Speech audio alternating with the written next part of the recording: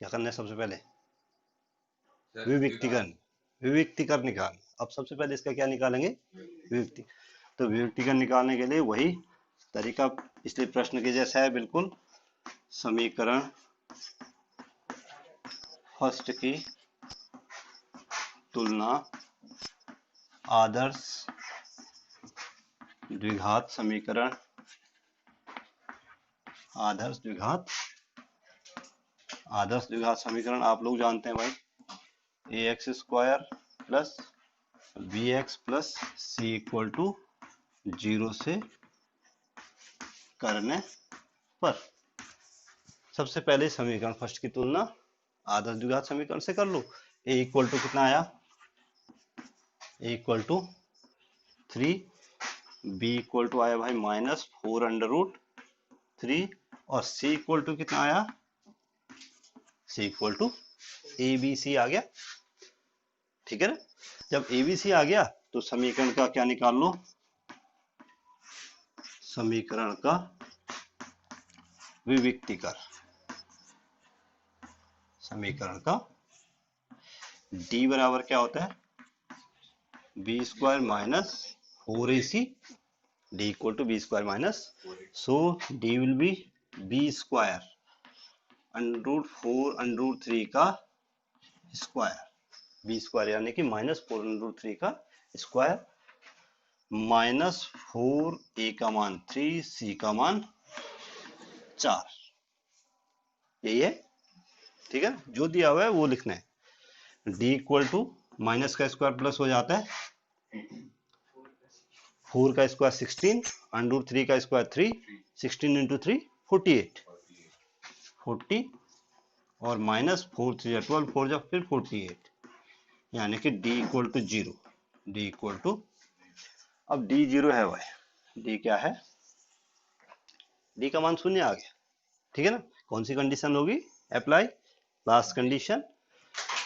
चूंकि d बराबर 0, d बराबर 0, अतः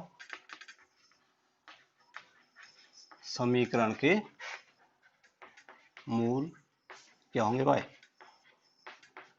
क्या होंगे? वास्तविक होंगे। भिन्न नहीं होंगे, बल्कि क्या होंगे? समान या बराबर होंगे तथा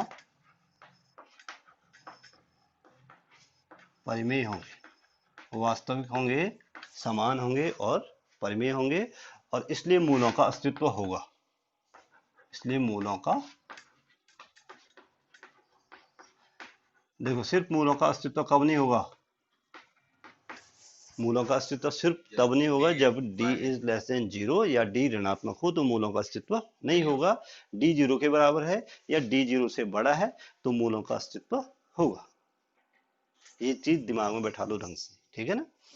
अब जब मूलों का अस्तित्व है तो सवाल में साफ साफ बोला हुआ है कि जब मूलों का अस्तित्व हो तो मूल ज्ञात भी करो, मूलों को ज्ञात भी करो। अब ज्ञात कैसे करेंगे? मूल ज्ञात करना। अब हम मूल ज्ञात कैसे करेंगे? सीधे सीधे आ जाओ आप लोग श्रीधराचार्य सूत्र से।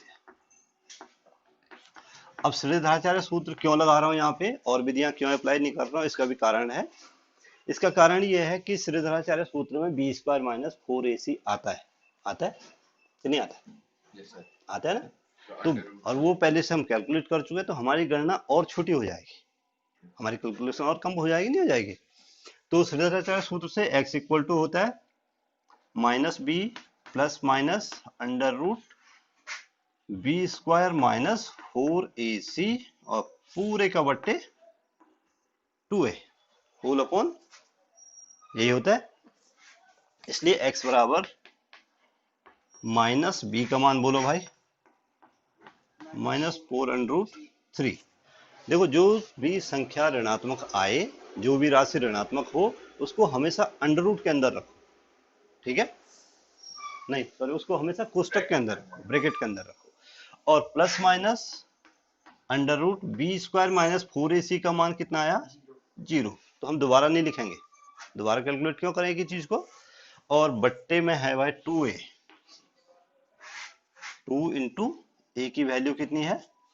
3 है, तो x equal to -4√3 minus minus का प्लस हो गया ना, और बट्टे 6 बट्टे, यानी 2 से 2 भी कटेगा और 4 भी कटेगा, तो कितना हुआ 2√3/3 लिख सकते हैं।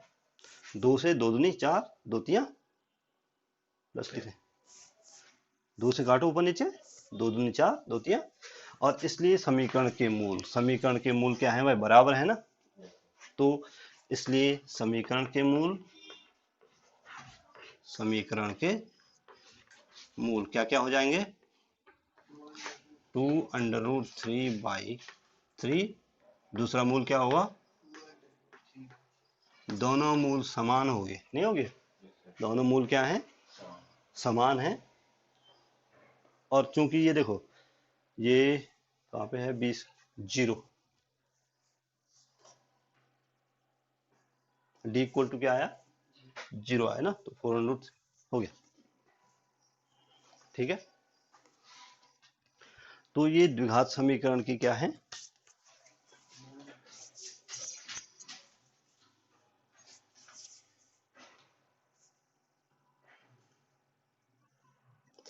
एक चीज थोड़ा सा ध्यान रखना कि यहाँ पे अंडरूट के अंदर 0 तो आ रहा है, लेकिन अंडरूट से बाहर जो है एक अपरिमेय संख्या है भाई, अंडरूट से बाहर एक क्या है, तो इसलिए मैं इसमें जो मूलों का लक्षण था, सिर्फ इसमें हम 2 ही लक्षण दिखाते हैं कि मूल वास्तविक होंगे और क्या होंगे, समान होंगे, बाकी प्रमेय अपरमेय जब पूछा जाएगा वो तब कैलकुलेट करना है, ठीक है ना।